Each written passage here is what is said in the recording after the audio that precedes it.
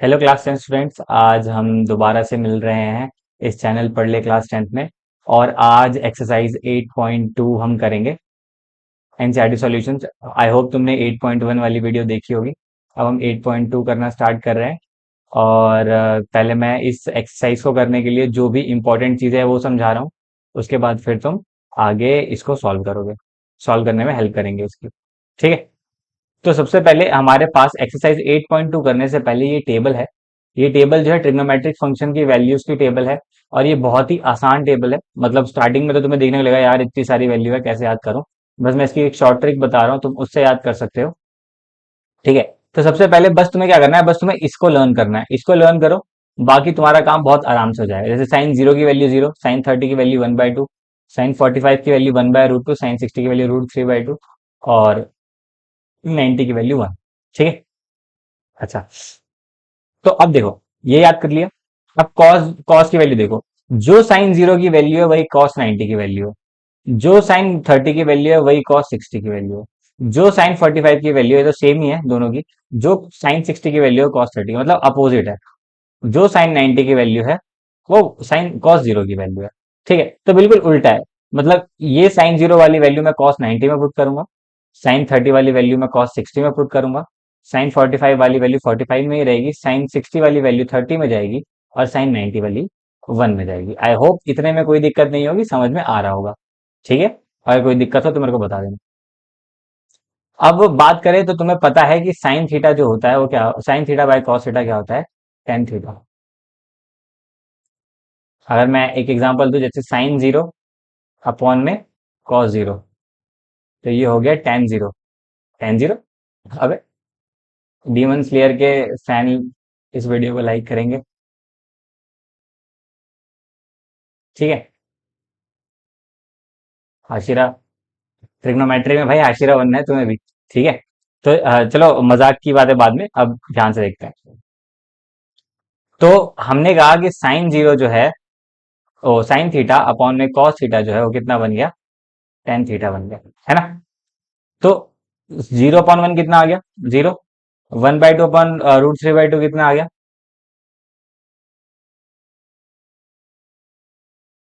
1/√3। One by root two, 1/√2 कितना आ गया, 1 आ गया। √3/2 डिवाइड बाय 1/2, 2 से 2 कट गया, √3 बचा, 1/0 जो होता है। 1/0 भाई कोई एक हमारे पास वैल्यू नहीं आती, तो इसको कोई लोग नॉट डिफाइंड या कोई लोग इन्फिनिटी बोलते हैं। तुम्हारी मर्जी जो बोलो, लेकिन नॉट डिफाइंड बोलना ज्यादा एक्यूरेट है। ठीक है। तो इसी तरह से इसमें हमने क्या लिखा है, नॉट डिफाइंड लिखा है। आई होप क्लियर होगा। अब देखो, साइन थीटा का उल्टा क्या होता है, साइन थीटा का उल्टा होता है 1/cosec थीटा। तो इस वजह से क्या है, जीरो का उल्टा कितना हो गया, जीरो का उल्टा कहने का मतलब क्या, जीरो का उल्टा 1/0। मतलब जीरो का उल्टा करोगे तो 1/0 आ जाएगा, जो कि नॉट डिफाइंड है। 1/2 का उल्टा टू, 1/√2 का उल्टा √2 और √3/2 का उल्टा 2/√3, और वन का उल्टा जो है वो वन ही है। कॉस थीटा का उल्टा क्या हो गया, वन का वन ही है, √3/2 का 2/√3 है, 1/√2 का √2 है, 1/2 का 2 है, और जीरो का उल्टा भी मैंने तो बताया नॉट डिफाइंड ही रहेगा, इसमें कोई दिक्कत नहीं आनी चाहिए तुम्हें। अब उसके बाद अगर मैं बात करूं कॉट थीटा की, तो कॉट थीटा किसका उल्टा होता है, कॉट थीटा उल्टा होता है टैन थीटा का। टैन थीटा क्या होता है, 1/cot थीटा होता है। तो इससे देखो तो कॉट थीटा कितना आ गया, टैन का जीरो उल्टा तो नॉट डिफाइंड हो गया। अगर 1/√3 है तो उसका √3 हो गया उल्टा, वन का उल्टा वन ही रहेगा। और √3 का उल्टा कितना हो जाएगा, 1/√3, और नॉट डिफाइंड का उल्टा क्या हो जाएगा, जीरो। नॉट डिफाइंड का उल्टा जीरो कहने का मतलब क्या है, टेन 90 क्या था, 1/0 था। तो ऐसे ही कॉट 90 क्या हो गया, 0/1, इसलिए हमने यहाँ पे जीरो लिखा है। ठीक है। ऐसा नहीं है कि नॉट डिफाइंड का उल्टा जीरो होता है। ठीक है, नेक्स्ट चीज पे आ जाते हैं। अब हम सॉल्व करेंगे। तुम ऐसा कर सकते हो कि अपनी एनसीईआरटी वाली बुक को साथ में लेके बैठ सकते हो, जिसमें टेबल खोल लो। ठीक है। और टेबल, क्योंकि मैं बार बार इसको चेंज करूंगा तो मजा नहीं आएगा। ठीक है, तो बस वैल्यूज साइड में रख के देख लेना। तो साइन 60 की वैल्यू कितनी होती है, साइन 60 की वैल्यू √3/2 होती है। कॉस 30 की वैल्यू भी कितनी होती है, √3/2। साइन 30 की वैल्यू कितनी होती है, 1/2। और कॉस 60 की वैल्यू होती है 1/2। तो √3/2 कितना हो गया, 3/4, और ये कितना हो गया, 1/4। तो ये कितना आ गया, 3 + 1/4, और तुम्हारा आंसर आ गया 4/4, काट के आ गया 1। 1 हमारा क्या है, आंसर। दूसरे पे है, tan 45 की वैल्यू क्या होती है, 1, तो 1 का स्क्वायर। cos 30, भाई ध्यान रखना स्क्वायर से कंफ्यूज नहीं होना, पहले cos 30 की वैल्यू रखो फिर इसका स्क्वायर। cos 30 की वैल्यू कितना, √3/2 का होल स्क्वायर।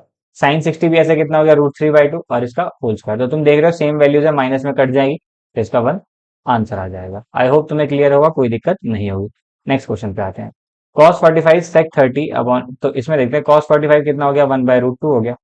ठीक है, sec 30 कितना हो गया, sec cos 30 कितना होता है, √3/2, तो इसका उल्टा कितना हो गया, 2/√3। और cosec 30 कितना, sin 30 कितना होता है, 1/2, तो ये कितना हो गया, 2। तो इसको जब हम सॉल्व करेंगे तो ये आ जाएगा 1/√2, और इसका जब एलसीएम लेंगे तो यहाँ पर ये आ जाएगा 2 + 2√3 अपॉन में √3। अगर तुम्हें एलसीएम लेने में दिक्कत हो तो मैं दोबारा समझा देता हूँ। इस वाले को इससे मल्टीप्लाई करो, इस वाले को इससे मल्टीप्लाई करो। जैसे 1 को 2 से मल्टीप्लाई किया तो 2 आ गया, √3 को 2 से मल्टीप्लाई किया तो 2√3 आ गया, √3 को √3 से मल्टीप्लाई किया तो √3 आ गया। तो यहाँ पे इसको हम आगे लिख सकते हैं 1/√2। जो डिनोमिनेटर होता है वो बिल्कुल ऊपर चला जाएगा, यानी √3 अपॉन में 2 + 2√3। तो आंसर कितना आ गया, √3 अपॉन में 2√2 + 2√6। ठीक है। अब रेशनलाइज करना तुम्हारी मर्जी है, रेशनलाइज करना ना करना। चलो रेशनलाइज भी कर देते हैं। √3 अपॉन में कितना है, 2√2। एग्जाम में आए तो रेशनलाइज जरूर कर देना। तो रेशनलाइज के लिए क्या करते हैं, जो भी हमारे पास वैल्यू है उसका नेगेटिव वैल्यू, डिनोमिनेटर पे जो भी वैल्यू, उसका साइन चेंज करके हम क्या करते हैं, ऊपर नीचे न्यूमरेटर डिनोमिनेटर से मल्टीप्लाई कर देते हैं। ठीक है, तो ये है a + b, ये है a - b। तो इसका आउटपुट क्या आता है, a² - b²। तो ये हो गया 2√2 का स्क्वायर माइनस 2√6 का होल स्क्वायर, और √3 इंटू में 2√2 - 2√6। तो ये कितना आ गया, √3, 2√2 - 2√6। 2√2 का स्क्वायर कितना आ गया, 8, और 4 × 6 कितना आ गया, 4 × 6 = 24। तो 18 में से 24 गया, -16। तो ये आ गया -√3 अपॉन में 2√2 - 2√6 अपॉन में 16। ये जो नीचे का नेगेटिव था वो मैं ऊपर ले गया। तो इतना हमारा क्या हो गया, आंसर हो गया। ठीक है। एनसीईआरटी में देखो, एनसीईआरटी में या तो ये आंसर दे रखा होगा या ये आंसर दे रखा होगा, या माइनस मल्टीप्लाई कर रखा होगा। आंसर एनसीईआरटी में थोड़े आंसर ऐसे हैं जो बिना फालतू के हैं, मतलब जब वो आंसर चाहिए होगा तब वो मिलेगा नहीं, फालतू में उन्होंने रिड्यूस कर रखा होगा, जब रिड्यूस हम कर देंगे तो वो आंसर जो प्रॉपर उसी फॉर्म में मिलेगा। तो इसलिए ध्यान से देखना। नेक्स्ट देखो, sin 30 tan 45 minus cosec 60 cosec 30 cos 30 cos 60 और cot 45। तो ध्यान से समझते हैं, sin 30 की वैल्यू 1/2, tan 45 की वैल्यू 1, cosec 60 की वैल्यू 2/√3, है ना। हाँ, 2/√3, ठीक है। ऐसे ही sec 30 की वैल्यू कितनी, sec 30 की वैल्यू 2/√3, cos 60 की वैल्यू 1/2 प्लस cos 45 की वैल्यू 1। आई होप कोई दिक्कत नहीं होगी।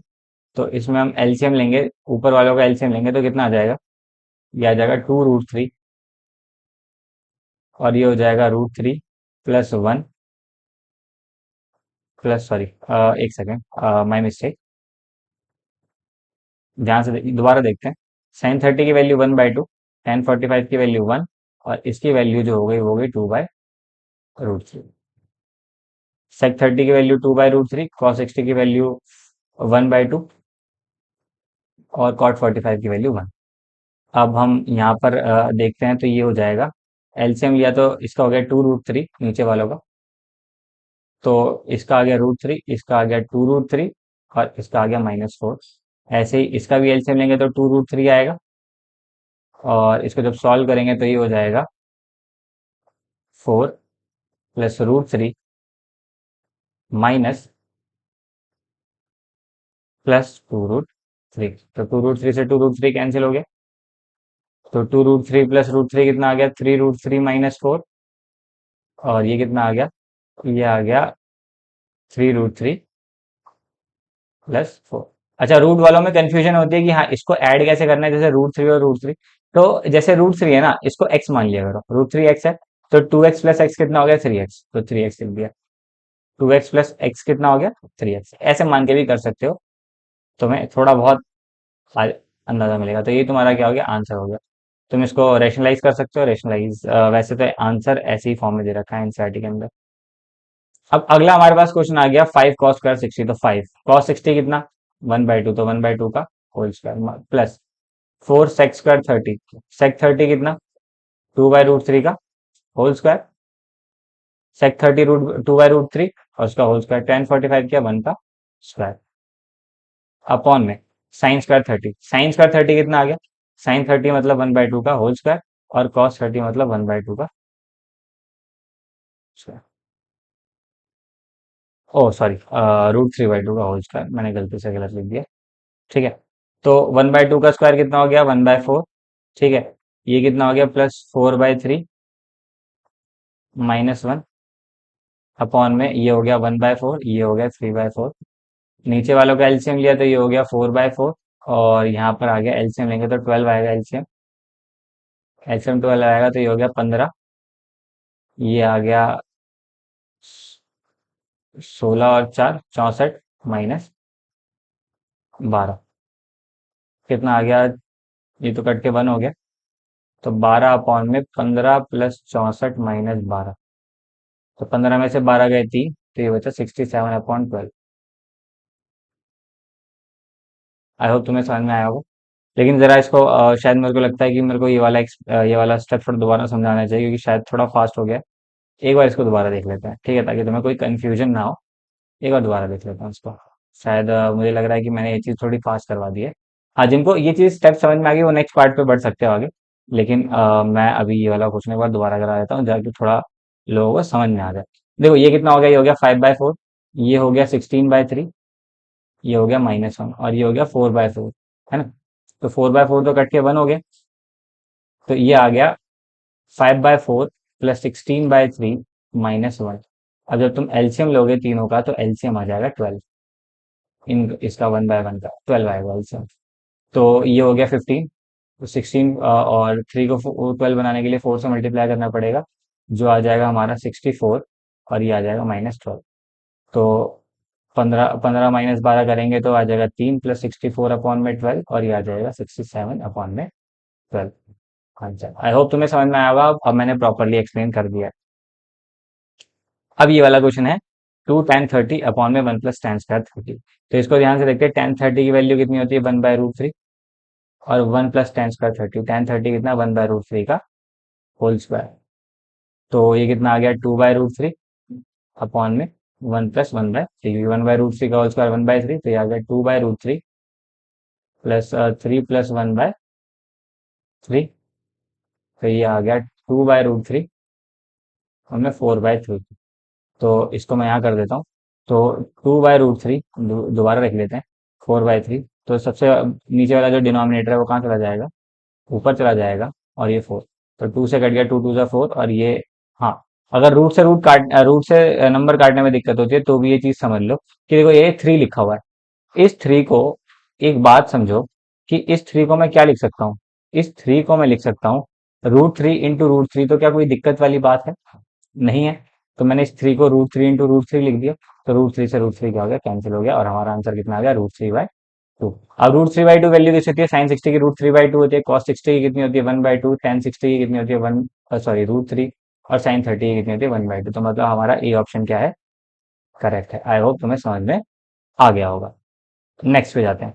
1 - tan² 45 अपॉन में 1 + tan²45, ये तो बहुत ही सिंपल क्वेश्चन है। 1 - tan²45, 1 का स्क्वायर, 1 + tan²45 यानी 1 का स्क्वायर, तो 1 - 1 का स्क्वायर कितना आ गया, 0, तो हमारा ऑप्शन ये करेक्ट है।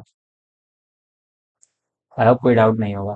sin 2 है बराबर 2 sin है। अब देखो ये वाला क्वेश्चन जो है ये हम सॉल्व करके नहीं कर सकते हैं क्योंकि ये आइडेंटिटीज तुमने अभी नहीं पढ़ी है। ये थोड़ी 11th क्लास में पढ़ोगे sin 2, और ये पूरी आइडेंटिटी भी नहीं है खैर। तो यहाँ करेंगे, यहाँ पर ऑप्शंस पुट करके देखेंगे एक ही जगह पर। हाँ, हमें मतलब यहाँ सर ये टाइप करने में थोड़ी मिस्टेक हो गई, फाइंड द वैल्यू ऑफ ए, इसमें यहाँ पर हमें वैल्यू ऑफ ए फाइंड करनी है। तो ए फाइंड करना है तो सिंपल सी बात है, हम क्या करते हैं, ए की वैल्यू पुट करके देखते हैं।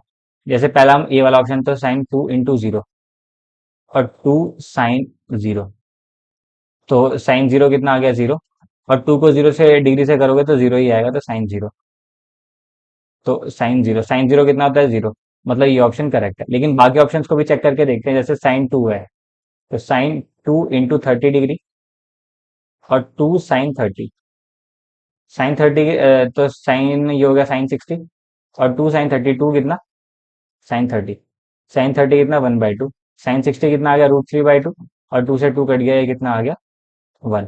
तो ये ऑप्शन गलत है। अगर साइन 45 की बात करें तो साइन 2 × 45, 2 साइन 45, ठीक है। तो ये कितना हो गया साइन 90 आ गया, और 2 साइन 45 कितना 1/√2, तो साइन 90 कितना हो गया 1 हो गया। ऐसे ही इस 2 को क्या लिख सकते हैं, √2 × √2 अपॉन में 1/√2, तो √2 से √2 कट गया तो 1 √2 के बराबर नहीं है, तो ये ऑप्शन भी गलत हो गया। चौथा ऑप्शन देख लेते हैं, साइन 2 × 60, 2 साइन 60, तो ये कितना हो गया साइन 120 हो गया। अब साइन 120 की वैल्यू हमें पता ही नहीं है, तो इसको यहीं पे छोड़ देंगे, ये भी गलत हो गया। तो हमारा ये ऑप्शन गलत है, ये ऑप्शन गलत है, ये ऑप्शन गलत है, ये ऑप्शन सही है। आई होप तुम्हें समझ में आया होगा, कोई दिक्कत नहीं होगी। इस वाले क्वेश्चन को देखते हैं, 2 tan 30, tan 30 कहने का मतलब क्या 1/√3, tan²30 मतलब क्या 1 - 1/√3 का होल स्क्वायर, तो ये कितना आ गया 2/√3, 1 - 1/3, और 2/√3 ये कितना आ गया 2/3, 2 से 2 कट गया, ये आ गया 3 अपॉन में √3, तो सिंपल सी बात है, इस 3 को क्या लिख सकते हो √3 × √3 अपॉन में √3, तो √3 से √3 कट गया, और तुम्हारा आंसर कितना आ गया √3। अब cos 60 कितना होता है, cos 60 होता है 1/2, गलत है। sin 60 कितना होता है √3/2, गलत है। tan 60 कितना होता है √3, सही है। sin 30 1/2 गलत है। ऑप्शन हम सारे चेक कर लिया करेंगे एक बार। इसमें भी थोड़ी टाइपिंग मिस्टेक है, इसको भी मैं एक बार दिखा देता हूँ कि इसमें क्या है। इस क्वेश्चन के अंदर, सॉरी, इस क्वेश्चन के अंदर ये थोड़ी मिस्टेक हो गई है, इसको मैं चेंज कर देता हूँ। ये √3 है, और ये इसको एक बार रुक जाओ, इसको मैं यहाँ पे इसको लिख देता हूँ, ये यहाँ पर 1/√3 है, सॉरी इस मिस्टेक के लिए। तो हमें पूछ रहा है ए और बी की वैल्यू बताओ, ठीक है। और यहाँ पर हमें ये चीज ध्यान रखनी है, भाई देखो ये जो कंडीशंस दे रखी होती है इसको ध्यान में रखना पड़ेगा, ठीक है। ये एमसीक्यू में आएगा और ये तुम्हें ध्यान में नहीं रहेगा, तो इससे तुम्हारी गलतियां हो सकती हैं, इस चीज को ध्यान में रखना। अभी तो खैर ये एमसीक्यू वाला क्वेश्चन नहीं है, एमसीक्यू वाले क्वेश्चन की मैं प्रैक्टिस कराऊंगा, लेकिन अभी तुम इतना समझो। और देखो बोल रखा है कि ए ग्रेटर देन बी, तो मतलब तुम्हें ये कंडीशंस भी सेटिस्फाई करानी पड़ेगी। अगर नहीं कराओगे तो ये तुम्हारी मिस्टेक होगी भाई, ध्यान से समझना। क्योंकि ये कंडीशन वो नहीं हुई सेटिस्फाई, तो ऑप्शंस के अंदर जैसे आंसर होता है तो वो गलत भी हो सकते हैं। इसको हम जब वो करेंगे, क्वेश्चंस करेंगे तो समझेंगे। तो इसका सॉल्यूशन देखते हैं। देखो tan a + b कितना दे रखा है, √3 दे रखा है, तो ऑब्वियस सी बात है कि tan a + b √3 कितने पे होता है, tan 60 पे होता है, तो हम 60 मान लेते हैं। तो अगर ये दोनों फंक्शन बराबर हैं, मतलब दोनों बराबर हैं, तो tan जो है, अगर tan सेम है तो a + b की वैल्यू कितनी आ गई 60 आ गई। कुछ बच्चे क्या करते हैं, इसको tan से tan काटते हुए दिखा देते हैं, तो भाई ये स्टेप गलत है, ये स्टेप तुम नहीं करोगे, तुम ऐसे tan को काट काट के नहीं दिखाओगे, ये चीज गलत मानी जाएगी, ठीक है। तो इस चीज को तुम ध्यान रखना। तो a + b कितना आ गया 60 आ गया, तो इसको हम क्या मान लेते हैं, फर्स्ट मान लेते हैं। अब हमें दे रखा है कि tan a - b जो है वो कितना है 1/√3 है। तो 1/√3 कितने पे होता है a - b, tan 30 पे होता है, तो a - b की वैल्यू कितनी आ गई 30 डिग्री आ गई, सेकेंड। तब दोनों इक्वेशंस को हम क्या करते हैं, एलिमिनेशन मेथड लगा देते हैं। तो a + b हमारे पास 60 है, और a - b हमारे पास 30 है, तो हम क्या कर रहे हैं, ऐड करेंगे दोनों को, तो b से b कट जाएगा, 2a बराबर कितना आ जाएगा 90, और a की वैल्यू हमारी कितनी आ गई 90/2 यानी 45 डिग्री। हमारे पास a 45 आ गया, तो हम किसी भी इक्वेशन में पुट कर सकते हैं। तो a + b 60 था, तो a को अगर हम 45 पुट करेंगे तो 45 + b कितना हो गया 60 डिग्री, तो b की वैल्यू कितनी आ गई 60 - 45 यानी 15 डिग्री। आई होप क्लियर होगा। तो b की वैल्यू कितनी आ गई 15 डिग्री। तो ये हमारी कंडीशन को सेटिस्फाई कर रहा है कि a जो है हमारा कितना है 45, a हमारा क्या है 45 है, जो b से बड़ा है, और a + b का जो सम है वो 90 डिग्री, 0 से 90 डिग्री के बीच में है। आई होप क्लियर होगा, कोई दिक्कत नहीं होगी।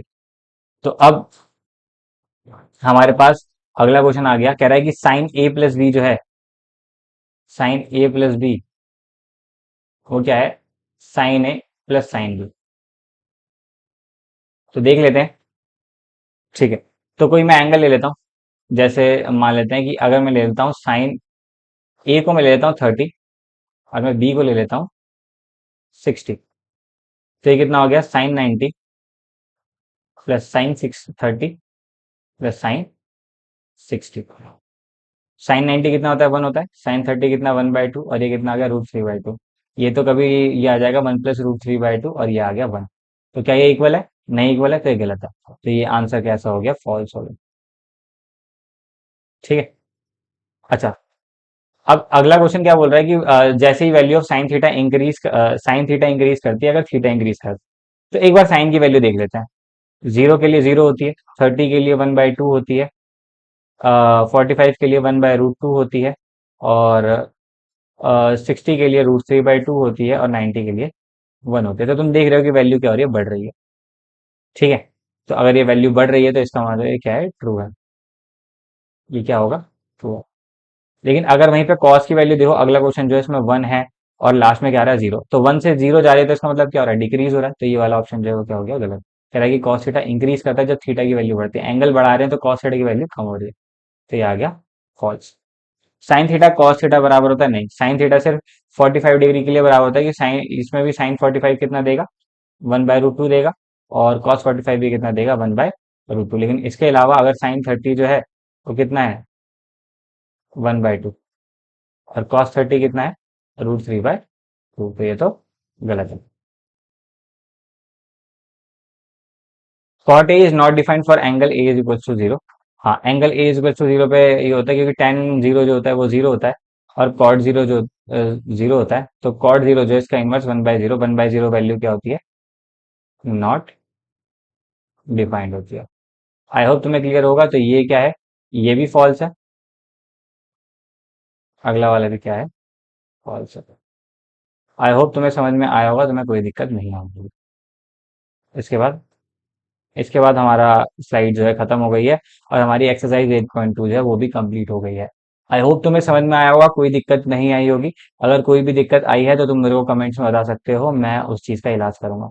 ठीक है। Thank you for watching. और मिलते हैं नेक्स्ट क्लास में, फिर हम उसमें एक्सरसाइज 8.3 यानी ट्रिग्नोमेट्रिक आइडेंटिटीज को दोबारा स्टार्ट करेंगे। ठीक है, मिलते हैं नेक्स्ट क्लास में। आई होप तुम्हें समझ में आया। तो पढ़ते रहो, आगे बढ़ते रहो। मिलते हैं अगली क्लास में। धन्यवाद।